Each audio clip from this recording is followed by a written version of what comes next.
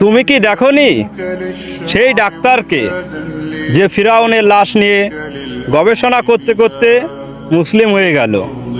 তুমি কি দেখোনি সেই বিজ্ঞানীকে যে হাসি নিয়ে গবেষণা করতে করতে মুসলিম হয়ে গেল?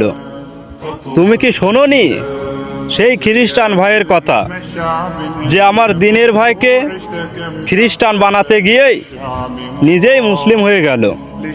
তুমি কি দেখোনি সেই সাহাবী গাছকে যা ধুধু মরুভূমির মাঝেও এখনো জীবিত আছে? তাহলে তুমি কেন হতাশ যখন তুমি সত্যের পথে আসো? তাহলে তুমি কেন হতাশ যখন তুমি সত্যের পথে আসো?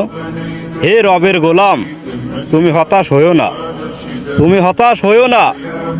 তোমার রব তোমাকে এমন কিছু দেওয়ার অপেক্ষা করছে যা তুমি কল্পনাতেও ভাবতে পারবে না। তুমি ধৈর্য ধারণ করো, তুমি তোমার রবের পথে সফর করো। ইনশাআল্লাহ তুমি যা চাও তা তুমি পাবে, একদিন হলেও পাবে।